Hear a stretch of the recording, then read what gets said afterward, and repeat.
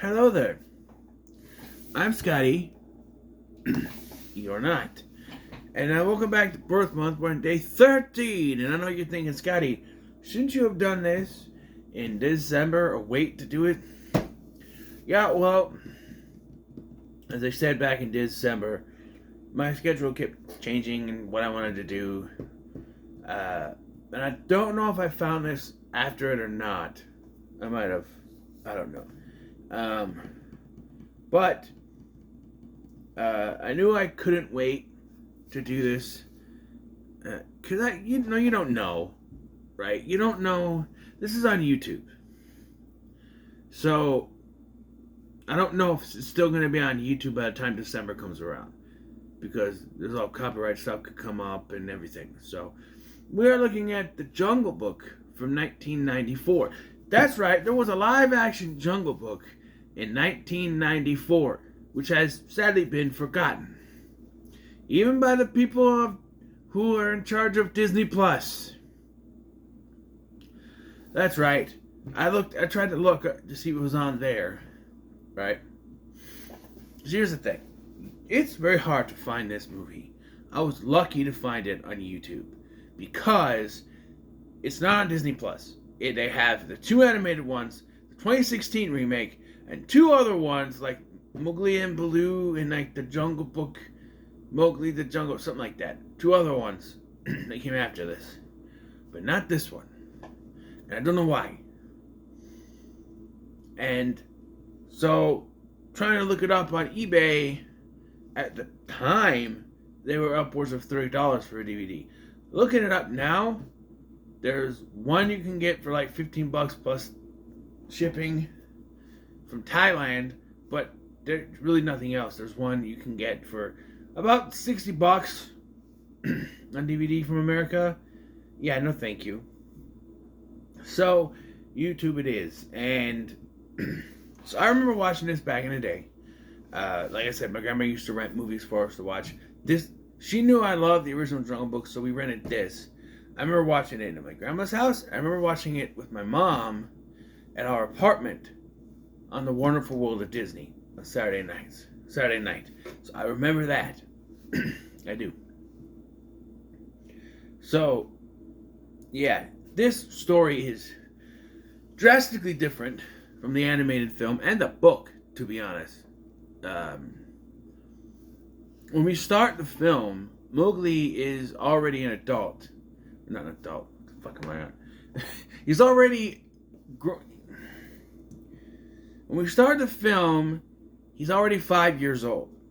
Where in the book and the cartoon, he was a baby. And he was lost and raised by wolves. Here, he's 5 and he knows other people. And this is when the British occupied India, that sort of thing. The movie is narrated by Sam Neill, who is not British, but he plays a British person because, hey, anyone from New Zealand or Australia can be British, right?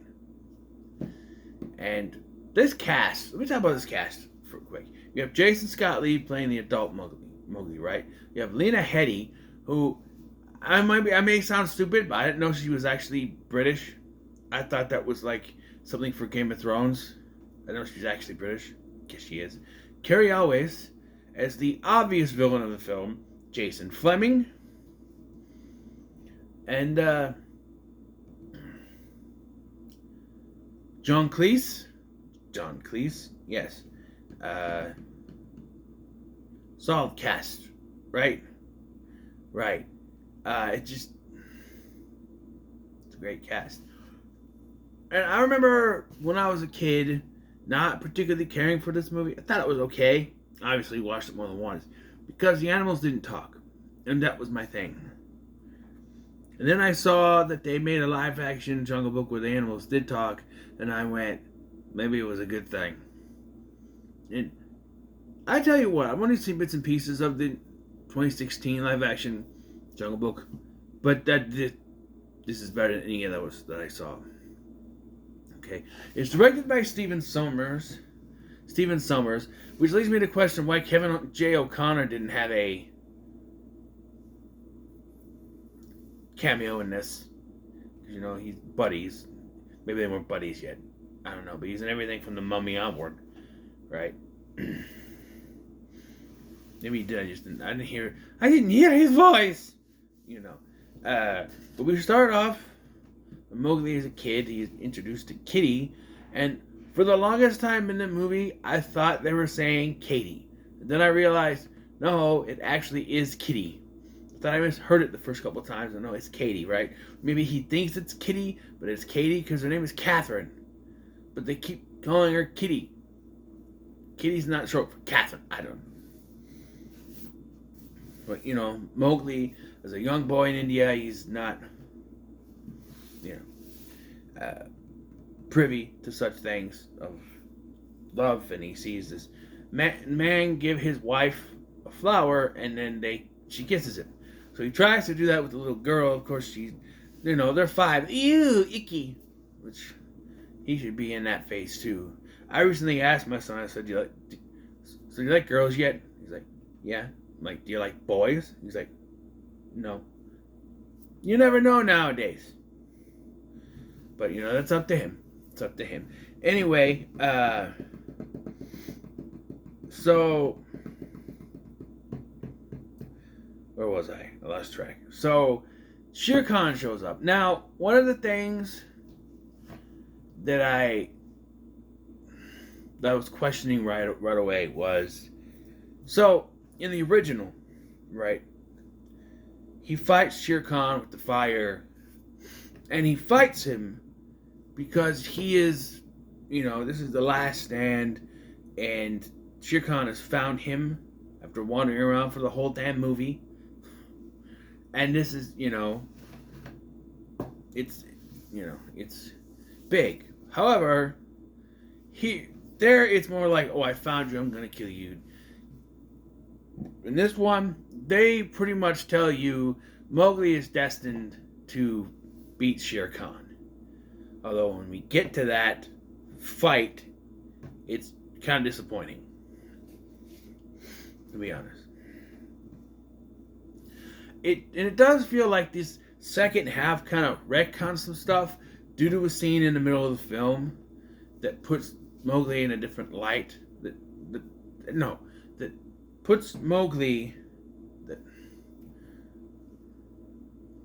that has Mowgli realize that the humans are now in a different light to him, or the man village, whatever. They outright say here, oh, he's destined to beat Shere Khan. Because if this picture of someone who looks like an adult Mowgli isn't enough, after we cut to him being an adult, he goes through and he finds King Louie's kingdom, which is now underwater and in this temple with a bunch of treasure, because, yeah. And, after he fights off Kaa, and I'm telling you, in this first fight, he kills Kaa. There's blood everywhere, there's everything. And I'm telling you, they retcon stuff at the end because they realized, oh, he wouldn't be like this. Although he does have a line during the scene later where he says, only time you kill animal is if you have no choice.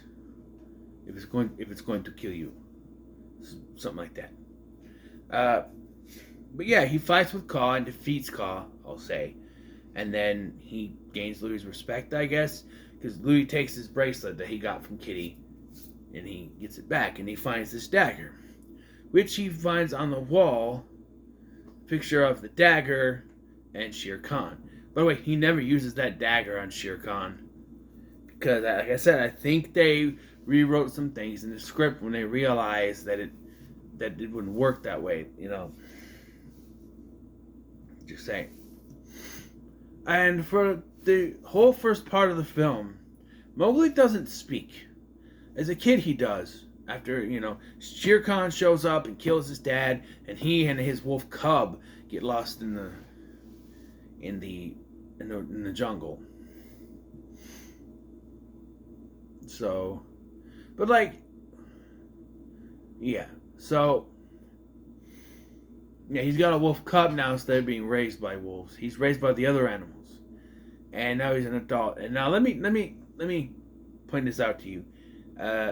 Kid lost in the jungle, raised by animals, found by humans, and taken in and treated and showed the ways of man. And surprised, there's a secret, obvious villain with them who wants something that's in the jungle. If you changed jungle animals to gorillas, what do you get? Tarzan.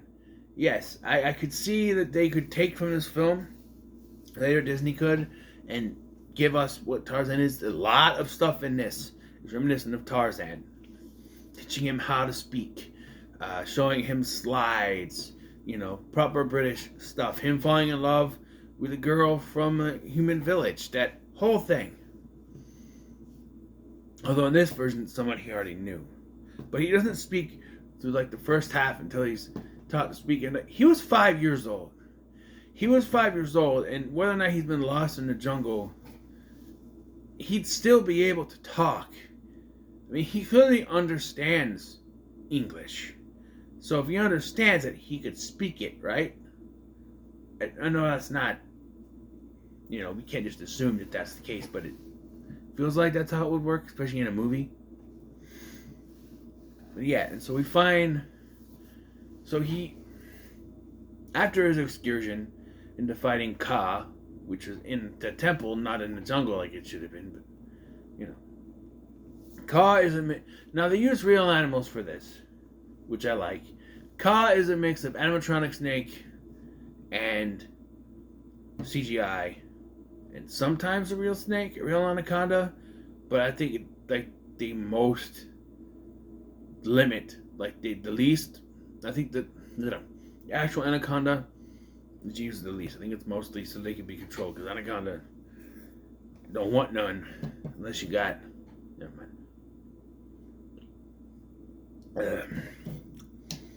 So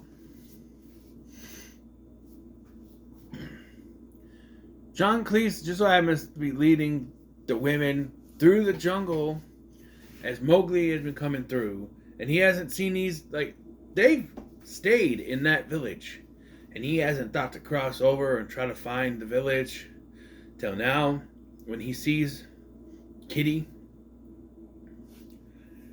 Now, sorry about that. So my issue with Mowgli is he doesn't talk through most of this. He could say, "I'm Mowgli. Mowgli. Mowgli." He knows his name, right? He's gonna go, "Mowgli," but he doesn't. And she realizes it's him when she sees the bracelet. And she tries to tell her father.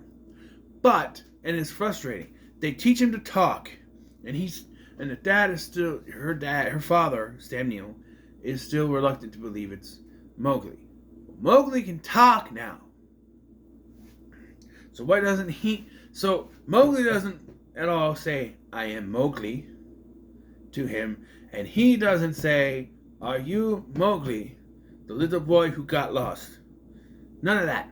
Because if they did that, some of the plot would be done, he has to be skeptical, so he's not trusting, and yeah. We also meet, I don't think it's her boyfriend, but her suitor, I guess you'd call it, William. Yeah, I know. Played by Cary Elwes. He has the same name as my son, and yes, William, or Willie, as they call him later. But,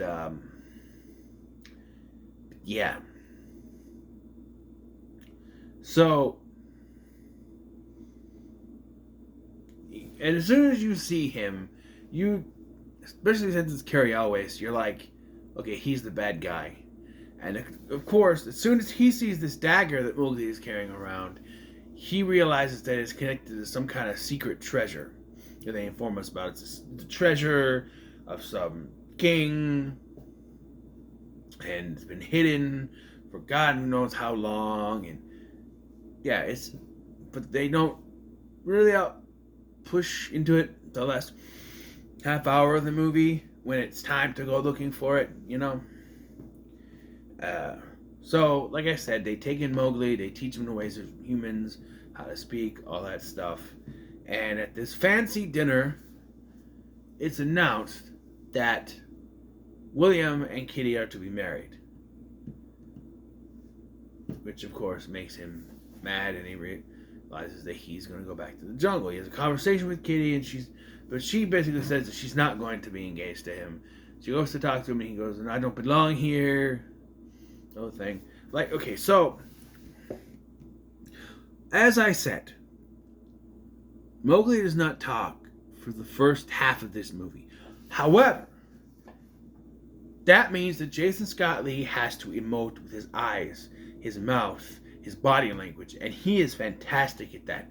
Like, beginning of this film, once he's an adult and he's moving around, you can see the look on his face, and like when he fights Kaa and all that. And then later when he introduces her to Baloo and he can't quite speak English yet, she sees Baloo and she's afraid, but he smiles and they play, right? And then later when, like, this kind of frustrated me a little bit, but she's like, "Isn't that the bear that you fought earlier?" And I'm like, this is where you say, "He is my friend." You know, Baloo, you know. Yes, Baloo, Bagheera, and Brother Wolf are the three. Yeah, there are elephants, but none of them is named Hathi. Although he could have. There's a scene later where he has the elephant. This is Hathi, which was he was the adult. He was Colonel Hathi. That's right. He was a kid in Jungle Cubs, but yeah, Colonel Hathi.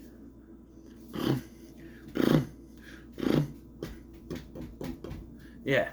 It doesn't. He says Baloo and Bagheera, and they call him that because earlier he says that apparently Baloo and Bagheera are the Indian names for, or Hindi names for bear and panther. And that's why he calls them that. That's not their names, that's just supposedly what the translates to bear and panther, which I call bullshit, but, you know, they gotta get a way to call them names.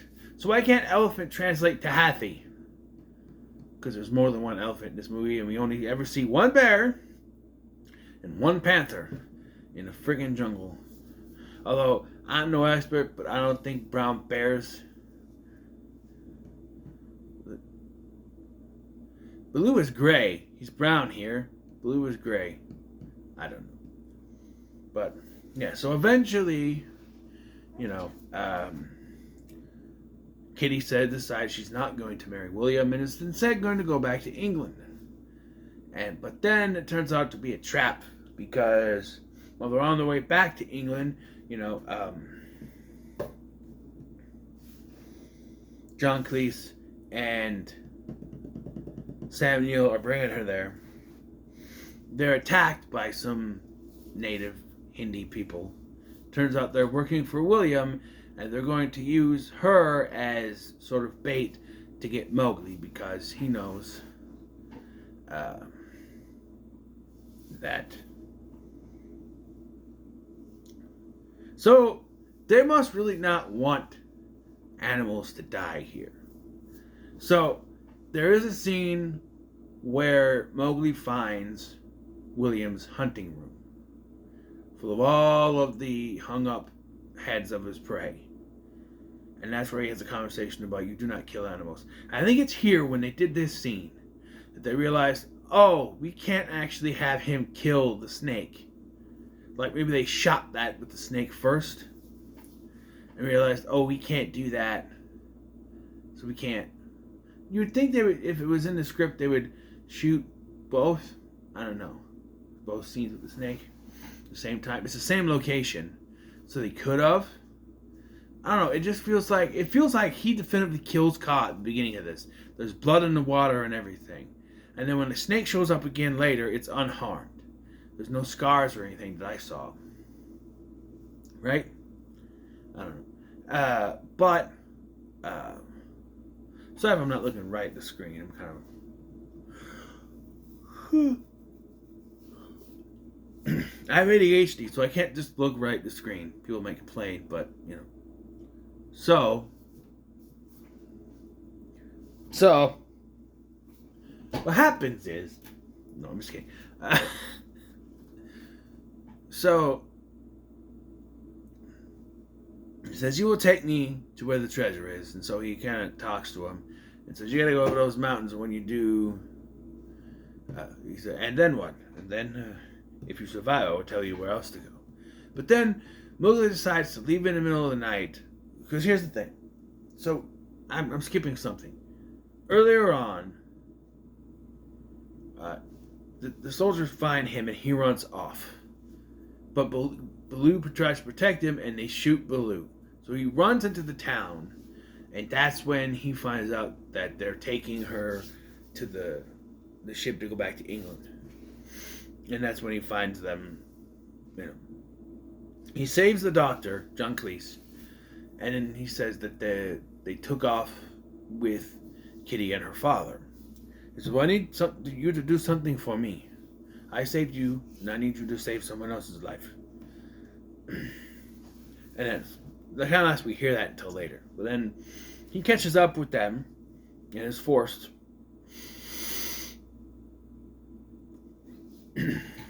to help them.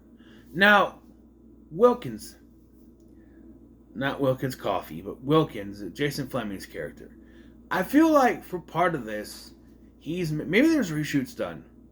Maybe there was, because I feel like for part of this, he's made to be a little bit sympathetic. And at this point, when it's revealed that Cary Elwes is the villain, obviously, he seems a little distraught with this. Like he doesn't know what to do. And he's yelled at to do things. But then, in every single scene after this, he becomes more and more of an asshole.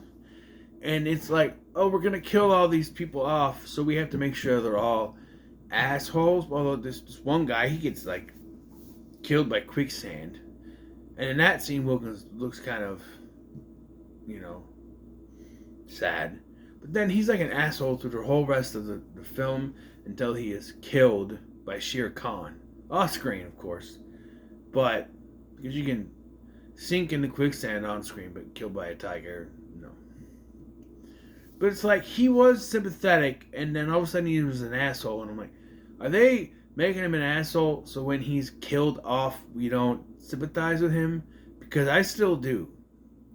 Because this guy, to me, he was forced to do this. He didn't want to do this, he was forced to do it. But they just made him more and more an asshole throughout the rest of the film so that we wouldn't sympathize with him. No. Yeah, so like I said, Mowgli sneaks off that night, saying he can't stay there and he has to go and he'll come back. He finds Sam Neill, puts him on an elephant and sends him back to the village. And then decides he's going to go back and save Kitty. Now, Cary Elwes decides that they didn't need Mowgli, although he only told them to go over the thing. He doesn't tell them where else to do, but they seem to find it just fine. And, hey, does this sound familiar? Bad guy who wants to get treasure dies because of treasure? Yeah, that's the Mummy. I think Stephen Sommers took inspiration for this for Benny. But yeah, he wants the treasure. And even Kitty is like, what about this treasure? And he's like,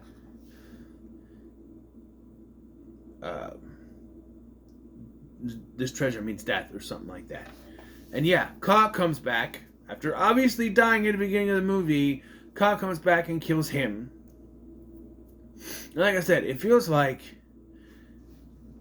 after that scene, they saw it and went, oh, we can't have him killing animals, and so they just retconned Kaa's death at the beginning, but did not reshoot anything. I mean, we don't see it get stabbed, but we see the water turn red. I'm just saying. And then we get our showdown with Shere Khan, which is not as good as it is in the animated film. There's no fire, nothing. He doesn't even use the damn dagger. Because again, I feel like we had to retcon some stuff. I feel like they had to reshoot or something. Because all he does is Shere Khan comes up to him and he's kind of looking at him. And he growls at him. And Mowgli growls back and Shere Khan backs up. And then Mowgli says, he now sees me as jungle animal and not a man. I'm like, and that's good enough? Because he still eats jungle animals. He's a freaking tiger. But no, that's good enough for respect, I guess. And then he brings her back to the village. Right? Where we find that Sam Neill is still alive. And Baloo is also still alive. And I got sad when I thought they killed off Baloo. But no, he's fine. Right? And then he and Kitty get together. And after teasing this thing throughout the film with the flower. Like, oh, she has a line earlier too. Where he gives her a flower and tries to kiss her again. She goes, "What is it with you and flowers and kissing?" And I'm like, does she know it's him? She doesn't know it's him. So why would she say that? Because he give her a flower in the jungle but doesn't try to kiss. At least I don't remember saying that. But whatever. So they do kiss here. And the movie ends. Just ends. Credits roll. The score in this is actually pretty good too. This is actually pretty good. There's good special effects, except for the CGI caw at the beginning of this. It's kind of meh. The rest is actually fine. The score is great. I don't remember who did it, but it's great. The jungle looks good. The acting is great. It's great. It's, probably one of the better Disney remakes that is sadly forgotten. They would take inspiration from this movie for not only Tarzan, but 101 Dalmatians a couple of years later, which would also have no talking animals in it.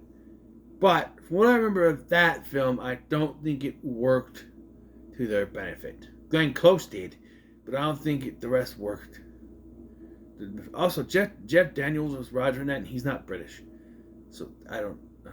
But anyway, Roger was. Anyway, what are your thoughts on The Jungle Book from 1994? Let me know in the comments below. Make sure to like, share, and subscribe. Thanks for watching. I've been Scotty, and I'll see you in the next one.